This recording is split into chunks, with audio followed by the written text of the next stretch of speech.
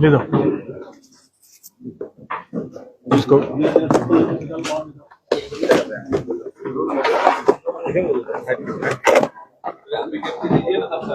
Press विज्ञप्ति दे दो, दे दो। हाँ रुक जाना, ऑन कर दो।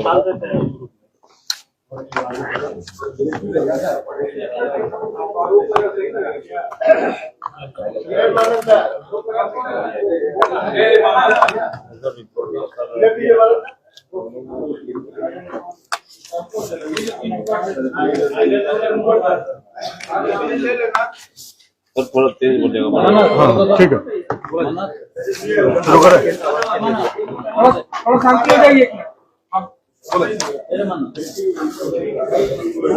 दिनांक 14-15 की मई की रात्रि लगभग 12 से 1 के बीच में एक नवादी थाना क्षेत्र अंतर्गत बारीदी जंगल में एक आदमी का हत्या किया गया था, जिसके फलस्वरूप नवादी थाना कांड संख्या 39/25 15/5/2025 को करते हुए पंजीकृत करते हुए एक एसआईटी का गठन किया था, जिसमें SDPO Bermo, circle inspector Bermo, Nawadih थाना प्रभारी और अमित कुमार राय सब इंस्पेक्टर और सबके एक टीम गठित कर दिया गया उसका उद्भेदन के लिए। और फाइनली ये उद्भेदन हो चुका है। इसमें मुख्य रूप से जो आरोपी था चंदा देवी, जो उन्हीं के गांव का, जो मृतक का गांव का ही था, वो उसका पति लगभग अक्टूबर 2024 में उसका डेथ हुआ था, जिसके जिम्मेदार वो जो डेथ हुआ है उसको मानते थे कि उसी ने जहर खिलवा के मेरे पति को मतलब मार दिया है। तो उस समय डर के वजह से वो पुलिस कंप्लेन नहीं किए थे, और वही आदमी जिसका डेथ हुआ है वो डराया थे उनको, और तब से उनके मन में एक रिवेंज उसके मन में फैल रहा था। और उसने अपने दोस्त एक प्रकाश सिंह है जो साकिन केसुआरी थाना सरिया गिरिडीह का है, उससे संपर्क किए, उसके साथ एक योजना बनाए। तो प्रकाश सिंह धनबाद के शूटर है, 3-4 शूटर से उनके बात कराए, और वो लोग ये घटना को अंजाम देने के लिए पहले पिछले 6 महीने से वो लोग प्लानिंग कर रहे थे। 13 की दिन जब 13 आया पास में, तो ये लोग एक बार जहाँ पे उनका निवास स्थान था, जो मृतक है उनका निवास स्थान के अगल बगल में वो लोग अटेम्प्ट किए थे, लेकिन वो क्योंकि लोग वहाँ पे बहुत था तो उस दिन वो लोग नहीं किए। तो उसको 14 की तारीख को वो लोग एक सुनियोजित तरीके से उसको एक सुनसान जंगल में झाड़ फूकने के नाम से बुलाए, और वहाँ पे वो लोग इसका अंजाम किए। तो फिलहाल चंपा देवी, प्रकाश सिंह, डोमन राम, विकास कुमार अरेस्टेड है। इसमें और अभियुक्ति होने का संभावना है, और हम लोग इसमें अनुसंधान कर रहे हैं। आने वाले टाइम पे उन लोगों को भी हम लोग अरेस्ट करेंगे। घटना में प्रयुक्त एक देसी पिस्तौल और देसी कत्ता निशानदेही पे, अभियुक्त की निशानदेही पे हम लोग बरामद किए गए हैं। उसमें कुछ 9mm राउंड और 300.315 का गोली भी बरामद किए हैं। घटना में प्रयुक्त मोबाइल जो यूज कर रहा था जिससे उसको बुलाया गया है, वो भी हम लोग बरामद किए। सर कितना फिरौती दी थी महिला इन लोगों को? ये लोग 3 लाख में बात हुआ था, और उसमें से 2,35,000 रुपया उन लोगों को विभिन्न माध्यम से, केस माध्यम से या बैंक के माध्यम से उनको दिया गया है।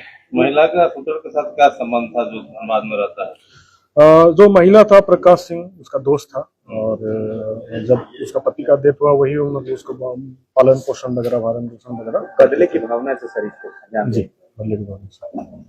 और कितने घंटे में मामले को उद्भेदन कर दिया गया? ये लगभग आज हो गया, कल 48-40 आवर्स। उसका कुछ रहा है आपराधिक इतिहास? जो शूटर वगैरह है इन लोग का आपराधिक इतिहास है। हालांकि हम लोग का एग्जैक्ट फिगर अभी नहीं है, लेकिन जो हम लोग का प्रिलिमिनरी इन्वेस्टिगेशन है उसमें से डोमन राम का 4-5 कांडों में इन्वॉल्व होने का हम लोग को है, और बाकी डोमन राम दागी भी है जो धनबाद क्षेत्र का है। ये जो मृतक है और जो मारने वाला है वो लोग हजारीबाग जिला का है, जो उसका दोस्त था वो गिरिडीह जिला का है, और जो शूटर है वो धनबाद का है।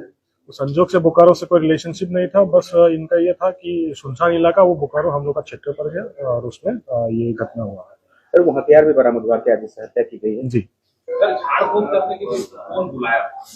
झाड़ फूक करने के लिए उसको प्रकाश सिंह और दोमन राम, वो दोनों उसके दिन गए थे, 14 तारीख को उसके घर में गए थे, उनको बुलाया और बस से बजा पे उनको पैसा भी दिया गया कि 5,000 रुपया उसके अकाउंट में डाला गया कि आप झाड़ फूक करने के लिए जाना है आपको। और जब लेके आ रहा था तो उनको एग्जैक्ट लोकेशन नहीं बताया गया था कि कहाँ जाना है, तो बोला था हम लोग के पीछे पीछे आ जाइए, और थोड़ा सा दूर जाके वो लोग रास्ता भटकने का बहाना किया और जंगल की तरफ ले गए। पुलिस के लिए कितनी बड़ी सफलता मान रहे हैं आप? क्योंकि सिर का दर्द हो गया था, थाने में भी तोड़फोड़ हुई।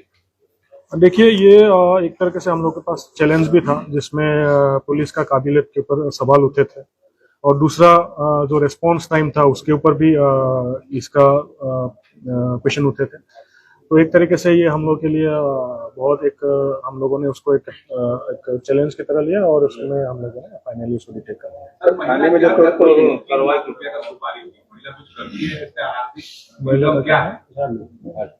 उसी में इन्वॉल्व है, महिला भी झाड़ फूक करती है।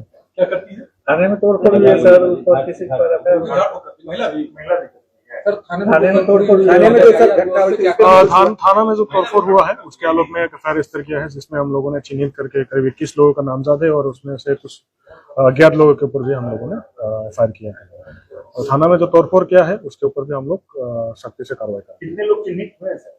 अभी तक फिलहाल हम लोगों ने 21 लोगों को चिन्हित किया है, और हम लोग विभिन्न वीडियोग्राफी जो हुआ था उसमें उसको देखते हुए बाकी लोगों को भी हम लोग उसमें चिन्हित कर रहे हैं। देखा जा रहा है कि किसी खास व्यक्ति के द्वारा लगातार इस तरह के मतलब थाने में हो या कहीं रोड पर हो, इस तरह का मतलब और अन्य लोगों को उग्र कर इस तरह की कार्रवाई करने के लिए मजबूर। देखिए ये एक हर जगह पे जैसे यहाँ पे कोई एक्सीडेंट का घटना भी होता है तो उसके बाद तुरंत रास्ता जाम करना, ये थोड़ा सा जो अनलॉफुल एक्टिविटी है वो हो रहा है। इस पे कानून सख्त है और हम लोग हर ऐसे कंडीशंस पे हम लोग एफआईआर भी कर रहे हैं, और लोगों को भी ये समझाने का प्रयास कर रहे हैं जब कुछ ऐसे घटना हो जाता है तो वो पुलिस का गलती पे नहीं होता है, हो सकता है उसका कोई दूसरा रूप हो। जैसे इसमें तो पूरा मामला अलग था, उसमें कोई वो पुलिस की तरफ से कोई ऐसा भी नहीं था, तो इसका लेके अगर कोई लॉ अपने हाथ में नहीं लेना चाहिए। अगर कोई लॉ अपने हाथ में लेता है तो उसके ऊपर कानून सख्त रहेगा और हमेशा उसका फॉलो अप एक्शन किया जाएगा। क्या जयराम पे भी इसमें कोई कार्रवाई होगी? इस पे भी कोई केस होगा? जयराम जब वो तोड़फोड़ हो रहा था तो उनका संलिप्तता उस समय नहीं था, तो उनके ऊपर कार्रवाई नहीं हुई।